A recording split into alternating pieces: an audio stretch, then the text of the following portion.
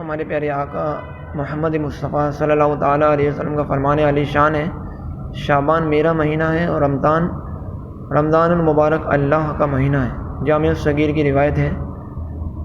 رمضان کے بعد کون سا مہینہ افضل ہے؟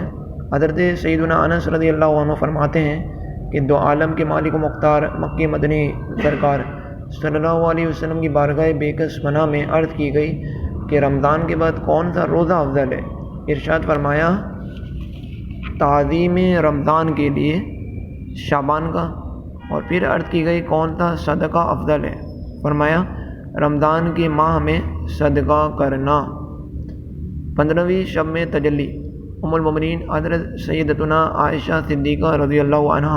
یہ روایت ہے کہ تاجدار رسالت سراپہ رحمت محبوب رب العزت اللہ تعالی وجل کے آخری نبی حضرت محمد مصطفیٰ صلی اللہ تعالیٰ علیہ وسلم نے فرمایا کہ اللہ تعالی وجل شعبان کی 15ویں شب 15ویں رات میں تجلی فرماتا ہے،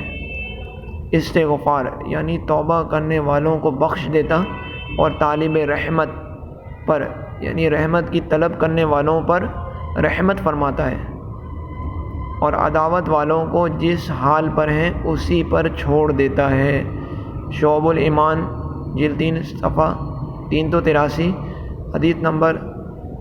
3735 پر۔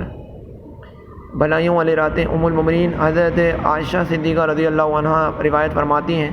کہ میں نے نبی کریم رؤوف الرحیم صلی اللہ علیہ وآلہ وسلم کو فرماتے سنا کہ اللہ تعالی وجل خاص طور پر 4 راتوں میں بھلائی کے دروازے کھول دیتا ہے۔ نمبر 1 بقر عید کی رات، نمبر 2 عید الفطر کی رات، نمبر 3 شعبان کی 15ویں رات کہ اس رات میں مرنے والوں کے نام اور لوگوں کا رزق اور اس سال حج کرنے والوں کے نام لکھے جاتے ہیں۔ نمبر 4 عرفہ یعنی 9 ذی الحجہ کی رات اذان فجر تک۔ الدر المنثور جلد 7 صفحہ 402 کے حوالے سے ہے۔ اس دن مغرب کی نماز کے بعد 6 نوافل پڑھے جاتے ہیں کہ مغرب کے فرض و سنت وغیرہ کے بعد 6 رکعت خصوصی نوافل ادا کرنا معمولات اولیاء اکرام رحمہم اللہ تعالی ہے، یعنی اولیاء اللہ کے اولیاء اللہ کا معمول ہے، اللہ تعالی کے نیک بندوں کا معمول ہے کہ مغرب کے فرض و سنت وغیرہ ادا کر کے 6 رکعت نفل 2 رکعت کر کے ادا کیجیے۔ پہلی 2 رکعت شروع کرنے سے قبل یہ عرض کر اللہ رب تعالیٰ کی بارگاہ میں عرض کیجیے کہ اللہ تعالی اے اللہ پاک ان 2 رکعتوں کی برکت سے مجھے درازی عمر بالخیر عطا فرما۔ دوسری 2 رکعت ادا کریں گے تو اس کی شروع کرنے سے پہلے عرض کیجیے کہ اللہ تعالی ان 2 رکعتوں کی برکت سے بلاؤں سے میری حفاظت فرما۔ تیسری 2 رکعت شروع کرنے سے قبل اس طرح عرض کیجیے اللہ پاک ان 2 رکعتوں کی برکت سے مجھے اپنا سوا صرف اپنا محتاج رکھ اور غیروں کی محتاجی سے بچا۔ ہر 2 رکعت کے بعد 21 بار سورہ قل اللہ شریف یعنی قل هو اللہ احد پوری سورہ اخلاص یا 1 بار سورہ یاسین پڑھیے، بلکہ ہو سکے تو دونوں ہی پڑھ لیجیے۔ یہ بھی ہو سکتا ہے کہ ایک اسلامی بھائی یاسین شریف بلند آواز سے پڑھے اور دوسرے خاموشی سے سنیں۔ اس میں یہ خیال رکھیے کہ دوسرا اس دوران زبان سے یاسین شریف نہ پڑھے۔ انشاءاللہ عز و جل رات شروع ہوتے ہی ثواب کا انبار لگ جائے گا۔ ہر بار یاسین شریف کے بعد دعائے نصف شعبان بھی پڑھیے۔ دعائے نصف شعبان یہ ہے اللہم یا ذا المن ولا یمن علیہ یا ذا الجلال والاکرام یا ذا الطول والانعام لا الہ الا انت ظہر اللاجین وجار المستجیرین وامان الخائفین اللہم ان کنت كتبتني عندك في الكتاب شقيا أو محروما أو مطرودا أو مقترا علي في الرزق فامحو اللهم بفضلك شقاوتي وحرماني وطردي واقتتاري رزقي وأثبتني عندك في الكتاب سعيدا مرزوقا موفقا للخيرات فإنك قلت وقولك الحق في كتابك المنزل على لسان نبيك المرسل يمحو الله ما يشاء ويثبت وعنده الكتاب إلهي بالتجلي الأعظم في ليلة النصف من شهر شعبان المكرم التي يفرق فيها كل أمر حكيم أو يبرم أن تكشف عنا من البلاء والبلواء ما نعلم وما لا نعلم وأنت به أعلم إنك أنت الأعز الأكرم وصلی اللہ تعالی علی سیدنا محمد وعلی آلہ واصحابہ وسلم والحمد للہ رب العالمین۔ ترجمہ: اے اللہ عز و جل، اللہ عز و جل کے نام سے شروع جو بہت مہربان رحمت والا، اے اللہ عز و جل احسان کرنے والے کہ جس پر احسان نہیں کیا جاتا، اے بڑی شان و شوکت والے، اے فضل و انعام والے، تیرے سوا کوئی معبود نہیں، تو پریشان حالوں کا مددگار، پناہ مانگنے والوں کو پناہ اور خوف زدوں کو امان دینے والا ہے۔ اے اللہ عز و جل، اگر تو اپنے یہاں الکتاب یعنی لوح محفوظ میں مجھے شقی یعنی بدبخت، محروم، دھتکارا ہوا اور رزق میں تنگی دیا ہوا لکھ چکا ہے، تو اے اللہ پاک اپنے فضل سے میری بدبختی، محرومی، ذلت اور رزق کی تنگی کو مٹا دے، اور اپنے پاس الکتاب میں مجھے خوش بخت رزق دیا ہوا اور بھلائیوں کی توفیق دیا ہوا ثبت تحریر فرما دے کہ تو نے ہی تیری نازل کی ہوئی کتاب میں ہی تیرے ہی بھیجے ہوئے نبی صلی اللہ علیہ وسلم کی زبان پر فرمایا، اور تیرا یہ فرمانا حق ہے کہ اللہ عز و جل جو چاہے مٹاتا ہے اور ثابت کرتا ہے، لکھتا ہے، اور اصل لکھا ہوا اسی کے پاس ہے۔ خدایا یا اللہ عز و جل، تجلی اعظم کے وسیلے تجلی اعظم کے وسیلے سے نصف شعبان المکرم کی رات میں ہے کہ جس میں بانٹ دیا جاتا ہے جو حکمت والا کام اور اٹل کر دیا جاتا ہے۔ یا اللہ مصیبتوں اور رنجشوں کو ہم سے دور فرما کہ جنہیں ہم جانتے ہیں اور نہیں بھی جانتے، جبکہ تو انہیں سب سے زیادہ جاننے والا ہے۔ بے شک تو سب سے بڑھ کر عزیز اور عزت والا ہے۔ اللہ تعالیٰ ہمارے سردار محمد صلی اللہ علیہ وسلم پر اور آپ صلی اللہ علیہ وسلم کے آل و اصحاب رضی اللہ عنہم پر درود و سلام بھیجے۔ سب خوبیاں سب جہاں کے پالنے والے اللہ عز و جل کے لیے ہیں۔ سبحان اللہ۔ یہ دعائیں نصف شعبان کا ترجمہ ہم نے سننے کی سعادت حاصل کی۔ لوگوں میں بعض اوقات بعض خرافات بھی رائج ہیں، تو اس کے متعلق بھی ہم، اور بعض اچھی چیزیں بھی ہیں اور اس کے ضمن میں بعض خرافات بھی ہیں، تو ہم اس کے متعلق سننے کی سعادت حاصل کریں گے کہ قبر پر موم بتیاں جلانا، شب برات میں اسلامی بھائی کا قبرستان جانا، مسلمانوں کا قبرستان جانا سنت ہے، اور اسلامی بہنوں یعنی جو خواتین ہیں ان کو شرن جانے کی اجازت نہیں، قبروں پر موم بتیاں نہیں جلا سکتے۔ ہاں اگر تلاوت وغیرہ کرنا ہو تو ضرورتاً اجالا حاصل کرنے کے لیے قبر سے ہٹ کر موم بتی جلا سکتے ہیں۔ اسی طرح حاضرین کو خوشبو پہنچانے کی نیت سے قبر سے ہٹ کر اگر بتیاں جلانے میں حرج نہیں۔ مزارت اولیاء رحمہ اللہ تعالیٰ پر چادر چڑھانا اور اس کے پاس چراغ جلانا جائز ہے کہ اس طرح لوگ متوجہ ہوتے اور ان کے دلوں میں عظمت پیدا ہوتی ہے اور وہ حاضر ہو کر اکتساب فیض حاصل کرتے ہیں۔ اگر اولیاء اور عوام کی قبریں یکساں رکھی جائیں تو بہت سارے دینی فوائد ختم ہو کر رہ جائیں۔ بعض لوگ اس رات میں پٹاخے وغیرہ بجاتے ہیں، تو ایسا کرنا یہ حرام ہے، ممنوع ہے، ناجائز ہے۔ آتش بازی حرام ہے۔ افسوس آتش بازی کی ناپاک رسم اب مسلمانوں میں زور پکڑتی جا رہی ہے۔ مسلمانوں کا کروڑ پیسہ ہر سال آتش بازی کی زد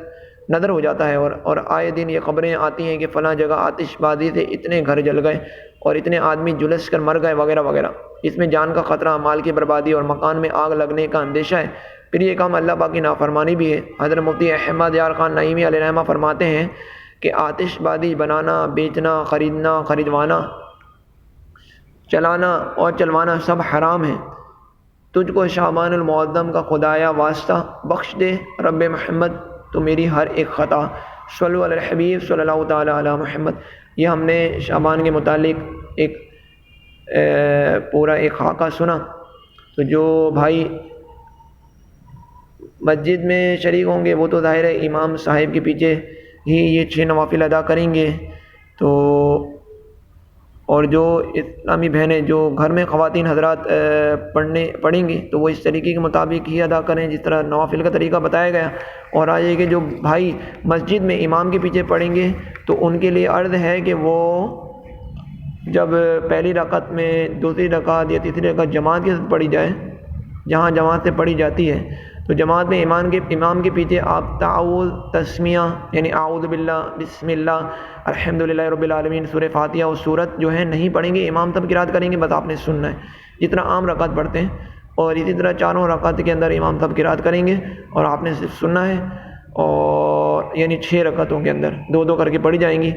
پہلی 2 رکعت پڑھی جائے گی تو اس میں نیت کی جائے گی کہ اس کی برکت ہے اللہ تعالیٰ مجھے عمر دراز بالخیر عطا فرما. دوسری 2 رکعت پڑھی جائے گی تو اس میں نیت کی جائے گی اللہ تعالیٰ اس 2 نفل کی برکت سے مجھے عمر مجھ سے بلاؤں کو دور فرما. اور تیسری 2 رکعتیں پڑھی جائیں گی تو اس میں نیت کی جائے گی اس نفل کے اندر کہ اللہ تعالیٰ اس کی برکت سے مجھے اپنے سوا کسی کا محتاج نہ فرما. ہر 2 رکعت کے بعد سورہ یاسین شریف پڑھی جائے گی. سورہ یاسین کے بعد دعائے نصف شعبان جو کہ ابھی پڑھی گئی، اس کا ترجمہ بھی بتایا گیا. ترجمہ پڑھنے کی ضرورت نہیں ہے، صرف آپ نے جو عربی الفاظ ہیں وہ آپ ادا کر دیں اور اس کو صمیم قلب کے ساتھ پڑھیں. یا یہ بھی ہو سکتا ہے کہ ہر 2 نماز کے بعد یاسین شریف کوئی ایک بھائی پڑھیں اور پھر دوسرے بقیہ تمام سنیں تو ان کو بھی ثواب پڑھنے کا ثواب ملے گا، سننے کا ثواب ملے گا.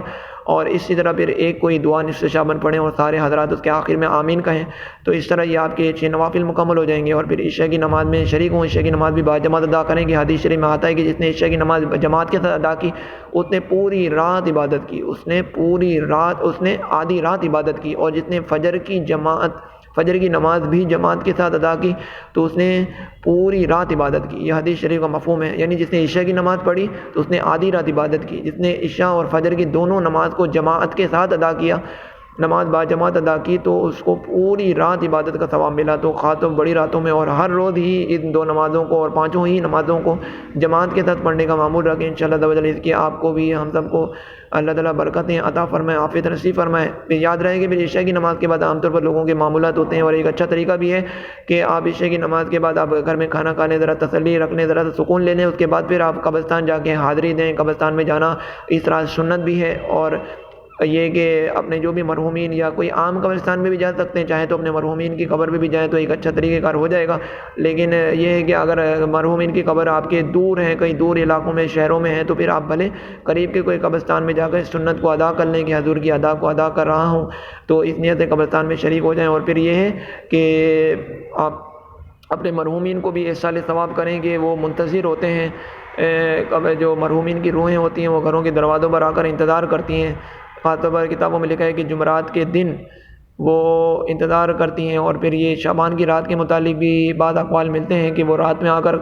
گھروں کے دروازوں پر آ کے انتظار کرتی ہیں کہ مرحوم کی طرف سے صدقہ دینا یہ بہت اچھا عمل ہے. اس کو صدقہ دینے کا معمول رکھنا چاہیے کہ میت کی طرف سے صدقہ دینا یہ میت کے لیے بہترین ایک اس کے لیے صدقہ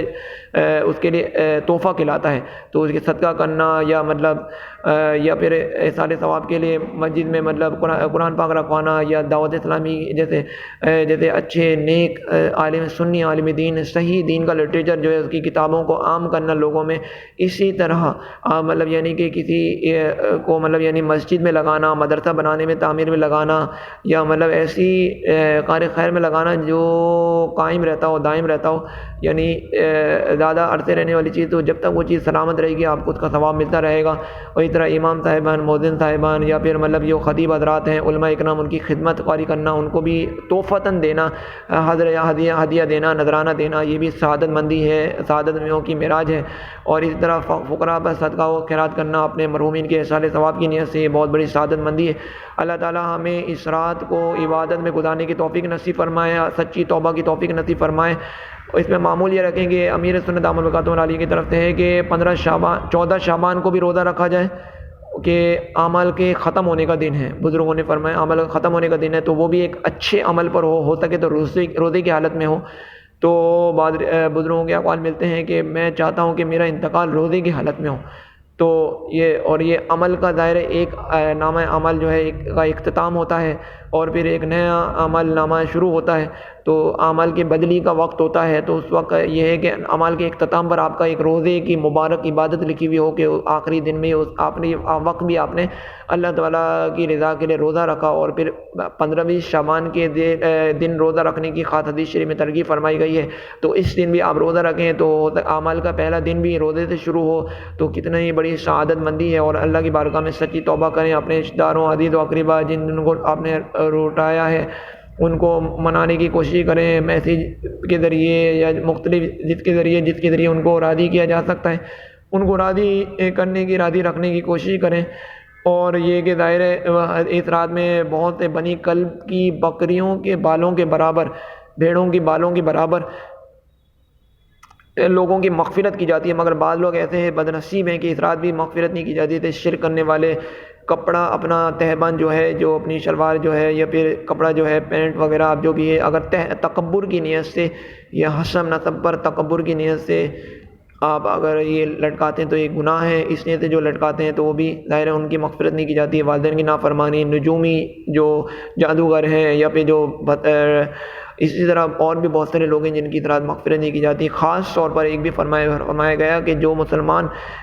سینوں کے اندر کینہ رکھتے ہیں، کینہ اسے کہتے ہیں کہ ایک مسلمان کا دوسرے مسلمان کے خلاف دل میں چھپی ہوئی دشمنی رکھنا بلا عذر شرعی، یہ حرام ناجائز گناہ ہے۔ تو اگر آپ کے دل میں کینہ ہے تو اس کو نکالنے کی کوشش رکھیں کہ اپنے سینے کو کینے سے محفوظ رکھنا یہ ایک مبارک سنت ہے کہ مسلمان کسی بھی مسلمان کا کینہ آپ کے دل میں نہ ہو بلا عذر شرعی، یعنی کوئی شریعت کی طرف سے اجازت بھی نہ ہو، تو کوئی صورت بھی نہ ہو کہ آپ کو رکھنا لازم ہو، تو ایسے طور میں بلا اجازت شرعی کسی بھی مسلمان کا آپ کے سینے میں کینہ نہ ہو، چھپی ہوئی دشمنی نہ ہو، اس کو نکالنے کی کوشش کریں، اس کے متعلق اچھا حسن ظن رکھیں، اس کے خلاف اس کے لیے دعائے خیر کریں کہ اللہ تعالیٰ میرے سینے سے اور اسے اچھے طریقے سے ملیں، اگر معافی تلافی ہوئی ہو، ناراضگی ہوئی ہو، آپ کی طرف سے کوئی غلطی ہوئی تو اسے معافی تلافی کریں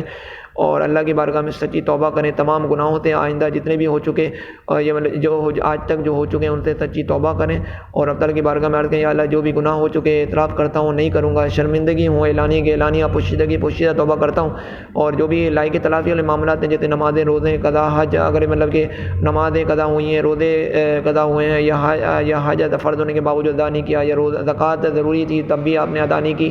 یا جو بھی ضروری احکامات ہیں شریعت کے آپ نے اس کو نہیں سیکھا، نہیں عمل کیا، تو اس کے اللہ کی بارگاہ میں توبہ کریں، اور تلافی والے معاملات ہیں یعنی اس کو لوٹانے والے معاملات ہیں وہ بھی ادا کریں۔ اسی طرح حقوق العباد میں اگر کسی کا آپ کو جانی حق تلف کیا ہے، کسی کو مارا ہے، کسی کو مطلب عذر شرعی گھورا ہے،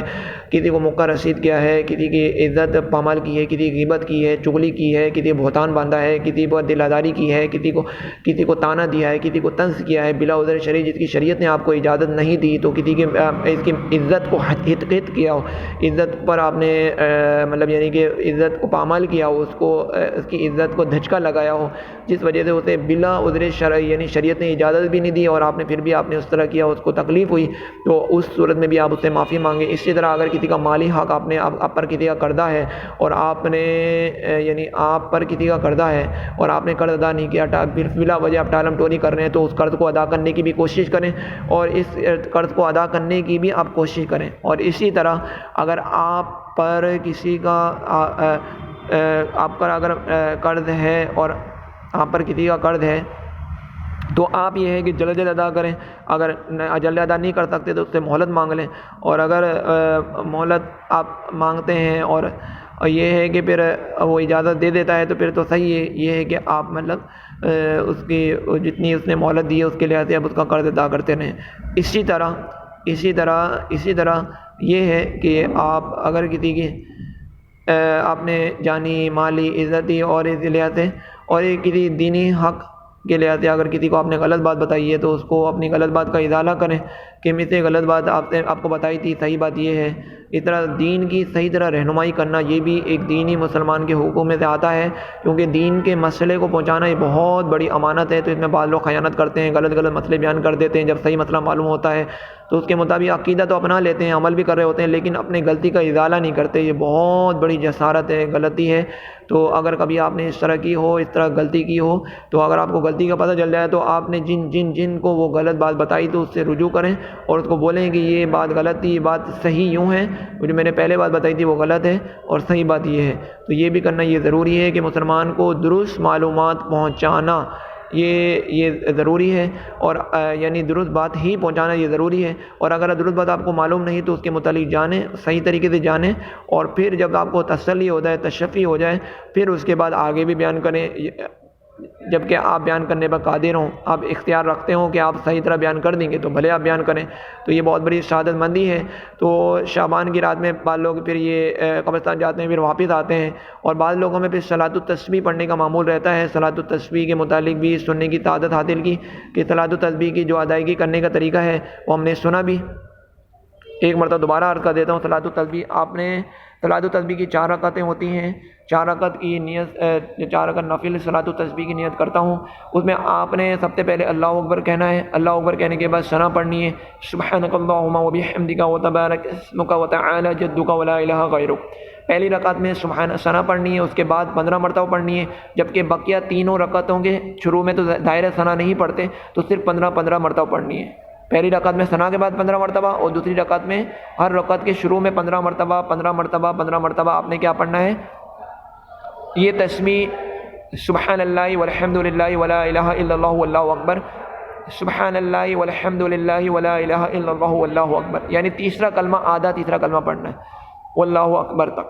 سبحان اللہ والحمد للہ ولا الہ الا اللہ واللہ اکبر۔ یہ آپ نے کلمہ شریف جو ہے یہ 300 مرتبہ پوری نماز کے اندر پڑھنا ہے۔ کہاں کہاں آپ نے تھوڑا پڑھنا ہے، تو میں نے آپ کو بتا دیا، پہلی رکعت کے شروع میں ثنا کے بعد 15 مرتبہ، اور ہر رکعت کے شروع میں 15 مرتبہ پڑھنا ہے آپ نے۔ پھر اس کے بعد آپ نے تعوذ پڑھیں گے، اعوذ باللہ پڑھیں گے، بسم اللہ شریف پڑھیں گے، پھر اس کے بعد سورہ فاتحہ پڑھیں گے، پھر سورت پڑھیں گے جتنا عام نماز میں پڑھتے ہیں۔ اس کے بعد پھر 15 آپ نے 10 مرتبہ یہ تسبیح آپ نے پڑھنی ہے، یہ جو سبحان اللہ والحمد للہ ولا الہ الا اللہ واللہ اکبر۔ پھر آپ نے رکوع کرنا ہے، رکوع میں 3 مرتبہ تسبیح پڑھیں گے، رکوع کی سبحان ربی العظیم، آپ نے 3 مرتبہ جس طرح رکوع کی تسبیح پڑھتے ہیں آپ نے رکوع کی تسبیح پڑھی، پھر 10 مرتبہ رکوع سے سر اٹھانے سے پہلے آپ نے یہ پڑھنا ہے سبحان اللہ والحمد للہ ولا الہ الا اللہ واللہ اکبر۔ اسی طرح رکوع سے سر جب اٹھاتے ہیں کھڑے ہو جاتے ہیں سمع اللہ لمن حمیدہ پڑھتے ہیں، اس کے بعد 10 مرتبہ آپ نے یہی تسبیح پڑھنی ہے سبحان اللہ والحمد للہ ولا الہ الا اللہ واللہ اکبر۔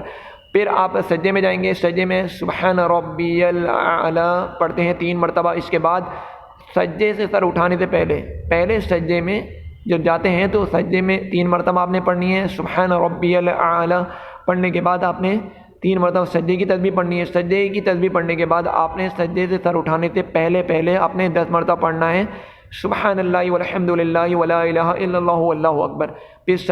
دونوں سجدوں کے درمیان بیٹھتے ہیں اللہ اکبر کہہ کر، تو دونوں سجدوں کے درمیان پھر آپ نے 10 مرتبہ پڑھنا ہے سبحان اللہ والحمد للہ ولا الہ الا اللہ واللہ اکبر۔ پھر آپ نے دوسرا سجدہ کرنا ہے، دوسرے سجدے میں سجدے کی پہلے تسبیح پڑھیں گے سبحان ربی الاعلی 3 مرتبہ آپ نے پڑھنا ہے، پھر اس کے بعد 10 مرتبہ یہی تسبیح پڑھنی ہے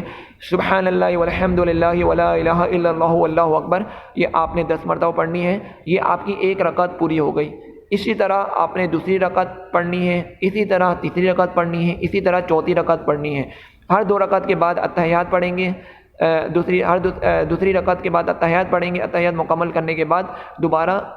چاہے تو آگے درود پاک اور آخری دعائے معصورہ تک پڑھ سکتے ہیں، چاہے تو اتحیات پڑھ کے کھڑے ہو جائیں، دونوں صورتوں میں آپ کو اختیار ہے۔ پھر آپ تیسری رکعت پڑھیں گے، پھر آپ چوتھی رکعت پڑھیں گے۔ چوتھی رکعت میں کیونکہ ظاہر ہے دوسرے سجدے میں جب آپ دوسرا سجدہ کرتے ہیں تو آپ کی 75 مرتبہ یہ تسبیح مکمل ہو جاتی ہے۔ پہلے 15، رکوع سے پہلے 10، رکوع میں 10، کھڑے ہو کر 10، یہ 30 مرتبہ، اور شروع میں 15، یہ 45 مرتبہ ہو گئی۔ پھر پہلے سجدے میں 10، سجدے سے اٹھنے کے بعد 10، پھر سجدے میں جانے کے بعد 10، یہ 30 اور 45 کتنے ہو گئے 75۔ ایک رکعت میں آپ کے 75 مرتبہ تعداد مکمل ہو گئی، یعنی ہر رکعت میں 75 مرتبہ آپ نے تسبیح پڑھنی ہے۔ اچھا، دوسرے نمبر پر یہ ہے کہ یہ پوری 300 کی تعداد آپ کی مکمل ہو گئی۔ اور چوتھا نمبر پر یہ ہے کہ کیا اس کو پڑھنے کا طریقہ کیا ہو، تو اس کا طریقہ یہ ہے کہ اس کو جو شمار کریں گے تو اس کا بیان فرمایا کہ اس کو دل میں شمار کریں، یا بعضوں کا یہ ہوتا ہے والوں انگلی پر گنتے ہیں، تو انگلی پر گننے کی یہ اجازت نہیں ہے، اس طرح گننے کی اجازت نہیں ہے، بلکہ اس کو یہ ہے کہ آپ جیسے جب بھی نماز پڑھتے ہیں تو نماز پڑھنے کے درمیان آپ جیسے ہاتھ باندھے ہوئے ہوتے ہیں، تو ہاتھ باندھے میں آپ صرف انگلی کو دباتے رہیں، جیسے 3 مرتبہ پڑھنے تو ایک انگلی کو دبا دیں، 3 مرتبہ پڑھنے تو ایک، جیسے جس میں 10 تعداد ہے تو اس میں آپ نے 10 مرتبہ آپ نے یہ تسبیح کو پڑھی، 10 مرتبہ 3 انگلیوں کو دبا دی اور چوتھے مرتبہ ذرا سی انگلی دبا دی، تو یہ مطلب یعنی کہ اس صورت میں آپ کو پورا 10 مرتبہ شمار کر دیا، اور 15 مرتبہ جہاں پڑھنا ہے تو ہر 3 پڑھنے کے بعد ایک انگلی دبا دیں، دوسری 3 کے بعد اس طرح 5 انگلیاں دبائیں گے تو پوری 15 کی تعداد مکمل ہو جائے گی، جو کہ ہر رکعت کے شروع میں پڑھنا ہے، اور بقیہ میں 10 مرتبہ پڑھنی ہے، تو 3 آپ اس طرح کر کے مطلب شمار کر سکتے ہیں، 1-5 یوں، یہ 5 انگلیوں کے ایک کر کے پورے دباتے رہیں، اور پھر اور پھر ہلکا ہلکا اس کو زیادہ دبا لیں، رکھے ہوئے تو ہوتے ہیں لیکن زیادہ دبا لیں ہلکا، تاکہ ایک تعداد شمار کرنے میں آسانی ہو جائے۔ اور پھر یہ ہے کہ پھر بقیہ دوسری انگلیوں کے پر 5 شمار کر دیں تو یوں 5 5 یہ 10 آپ کی ہو گئی. تو اس طرح انگلی پر مطلب شمار انگلی کو دبا کر یاد دہانی رکھ سکتے ہیں، لیکن انگلی پر گننے کی یہ اجازت نہیں ہے، یوں گننے کی یہ اجازت نہیں ہے. تو بہرحال اللہ تعالیٰ ہمیں عمل کرنے کی توفیق نصیب فرمائے، عافیت نصیب فرمائے. یہ اس کو منع کیا گیا انگلی پہ گننے کو. مسئلہ شرعیہ یہ ہے. اچھا، دوسرے نمبر پر یہ آپ نے پوری شعبان شریف کا رات کا ایک طریقہ کار سن لیا. پھر دوسرے نمبر پر یہ ہے کہ اس رات میں جیسے آپ نے اس رات میں دعائیں قبول ہوتی ہیں، قبولیت دعا کی خاص رات ہے، تو اس میں اپنے لیے، اپنے خاندان والوں کے لیے دین، جان، مال، عزت، آبرو، ہر کسی میں برکتیں، بھلائیاں، کامیابیاں، کامرانیاں، خوشحالیاں کچھ وقت کے لیے کثیر دعا کیجیے. اللہ تعالیٰ ہمیں اس رات کی بھلائیوں کو پانے کے لیے خوب کوشش کرنے کی توفیق عطا فرمائے. اس کی آپ کو، ہم سب کو دنیا اور آخرت میں بے شمار برکتیں، بھلائیاں، کامیابیاں، کامرانیاں عطا فرمائے. ہمیں توبۃ النصوح عطا فرمائے، سچی توبہ کی توفیق دے، گناہوں سے، اسباب گناہ سے بچنے کی توفیق نصیب فرمائے. خوب فرض علوم، ضروری معلومات کو سیکھنے، عمل کرنے، پھیلانے کی توفیق عطا فرمائے. جسمانی بیماری سے شفا دے، روحانی بیماری سے شفا دے سچی، اور اللہ تعالیٰ امت رادی بالخیر عطا فرمائے. بلاؤں سے حفاظت فرمائے، اپنے سوا کسی کا محتاج نہ فرمائے. حاسدوں کے حسد، ظالموں کے ظلم، شرینوں کے شر، بدبختوں کی بدبختی سے، بد نظروں کی بد نظری سے، ہر طرح کے بلا، آسمانی، زمینی، نظر آنے والی، نہ نظر آنے والی ہر طرح کی بلاؤں، آفتوں، مصیبتوں سے اللہ تعالیٰ ہم سب کی حفاظت فرمائے. یہ تمام دعا اللہ تعالیٰ آپ میرے حق میں، ہمارے متعلقین اور ہم سب کے متعلقین کے حق میں اللہ تعالیٰ خیر عافیت کے ساتھ قبول مقبول فرمائے، اور ایمان تقویٰ کے ساتھ زندگی اسی کے ساتھ مدارت بالخیر کبھی خاتمہ ہو، ایمان تقویٰ خیر عافیت پر خاتمہ ہو. اور یہ ہے کہ اب چاہیں تو رات میں سو بھی سکتے ہیں، چاہیں تو عبادت میں گزاریں پوری رات کو، تو سعادت مندی ہے. دعاؤں میں، استغفار میں، درود شریف پڑھ کر، قرآن پاک پڑھ کے، اور پھر ہوتے ہوئے یہ تمام پوری رات میں اس کو عبادت میں گزاریں. صلاۃ و تسبیح، نوافل کے اہتمام کریں. اور بعض لوگ ہوتے ہیں کہ صرف خاص راتوں میں نوافل پڑھتے ہیں، قضا نمازوں کو بھول جاتے ہیں. تو یاد رہے ان خاص راتوں میں قضا نمازوں کا بھی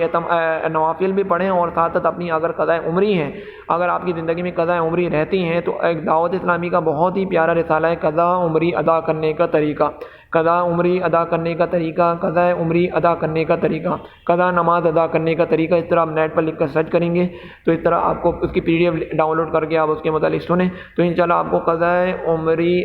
قضاء نماز ادا کرنے کا طریقہ یہ رسالہ پڑھیں گے، قضاء نماز ادا کرنے کا طریقہ یہ رسالہ پڑھیں گے تو انشاءاللہ تعالی آپ کو آسان طریقے سے آپ قضاء عمری کس طرح ادا کر سکتے ہیں اس کا ایک طریقہ بھی معلوم ہو جائے گا، اور انشاءاللہ تعالی اس کی آپ برکتیں بھی پائیں گے، اور آپ کی جو قضاء نمازیں ہو گئیں اس کا حساب بھی آپ کے سر سے اتر جائے گا. یہ بہت بڑی سعادت مندی ہے. تو اللہ تعالیٰ ہمیں یہ نیک احکامات، شرعی احکامات کو سیکھنے کی توفیق نصیب فرمائے. اس کی آپ کو، ہم سب کو دنیا اور آخرت میں بے شمار برکتیں، بھلائیاں، کامیابیاں، کامرانیاں عطا فرمائے. اور رہا یہ کہ پوری رات گزرنے کے بعد شہری کا وقت ہو جاتا ہے، تو جو 15 شعبان کا جو روزہ رکھیں گے تو وہ اس رات کے یعنی سحری کا ختم کب ہوتا ہے، سحری کا وقت جو ختم ہوگا پاکستان میں تقریباً 4:50 تک، احتیاطی وقت یہ 4:50 تک. اس سے پہلے اپنی سحری کر لیجئے. یہ آنے والے دنوں میں بعد اوقات دیے گئے تو اب روزہ رکھنے کی سعادت پانے والے حضرات سحری ختم کر لیں، تاکہ پھر یہ کہ سحری کے بعد تو جو کھائیں پیئیں گے تو روزہ جان بوجھ کر یاد ہوتے ہوئے تو اپنا روزہ توڑ بیٹھیں گے. تو بہرحال تو یہ چیزیں سحری کا وقت نوٹ کر لیں، 4:50 کا ہے، تو اس سے پہلے اپنی سحری ختم کر لیں اور روزے کی نیت کر لیں. میں 15 شعبان نفل روزے کی نیت سے روزہ رکھنے کی نیت کی، میں نے نیت کی 15 شعبان نفل روزے کی نیت کی. تو اس طرح نیت کر سکتے ہیں. پھر آپ نویسو تو ان اسوما، تو اس طریقے جو نیت عربی الفاظ ہیں وہ بھی آپ ادا کر سکتے ہیں. تو بہرحال تو لیکن یہ کہ نیت جو بھی عربی میں کریں، اردو میں کریں، تو نیت کا معنی جو ہے یہ معلوم ہونا ضروری ہوتا ہے. اگر اردو میں کر لی تبھی نیت درست ہے. اور رہا یہ کہ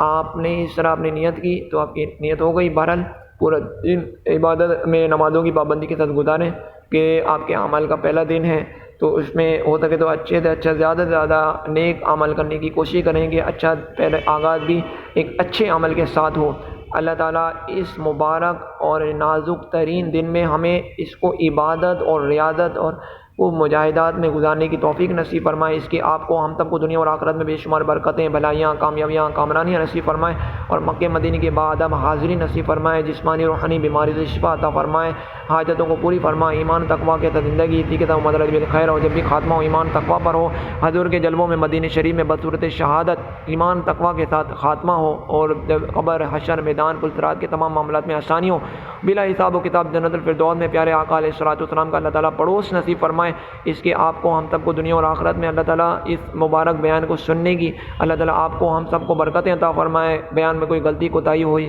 ہو تو اللہ تعالیٰ ہم سب کی بے حساب مغفرت فرمائے۔ یہ ہے کہ کوشش کی گئی ہے آپ کو ایک مستند ترین یا اچھے سے اچھا مواد فراہم کیا جائے۔ اللہ تعالیٰ آپ کو ہم سب کو دنیا اور آخرت میں برکتیں، بھلائیاں، کامیابی عطا فرمائے۔ یہ آپ کے پورے ایک رات کا ایک اجمالی شیڈول دوبارہ بیان کر دیتا ہوں کہ مغرب کی فرض نماز پڑھیں گے، 2 سنتیں پڑھیں گے، پھر 6 نوافل پڑھے جائیں گے، پھر 6 نوافل کے بعد عشاء کی نماز باجماعت ادا کریں، پھر کچھ کھا پی لیں، ذرا یکسوئی حاصل کر لیں، پھر اس کے بعد پھر قبرستان میں جائیں سنت کی نیت سے، مرد و حضرات، عورتیں قبرستان نہ جائیں، اور پھر یہ ہے کہ آپ نے پھر سنت اس رات میں قبرستان جانا سنت ہے، ہو سکے تو مدنی مذاکرے میں شرکت فرمائیں، جتنا ممکن ہو سکے دعوت اسلامی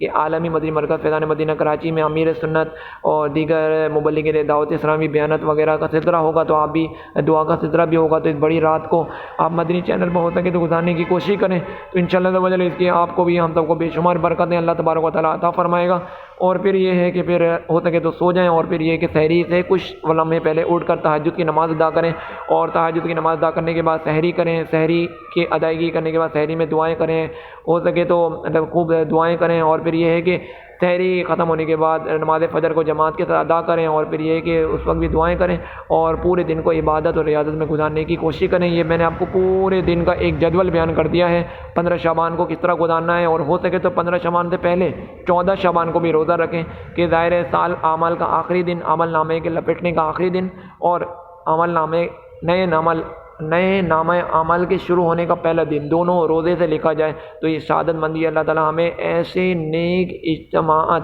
ایسے نیک موقع کو، ایسے اہم ترین راتوں کو عبادت اور ریاضت میں گزارنے کی توفیق نصیب فرمائے، اور اس کو ہم رب تعالیٰ کو راضی کرنے میں کامیاب ہو جائیں۔ جزاک اللہ خیرہ۔ السلام علیکم ورحمۃ اللہ وبرکاتہ۔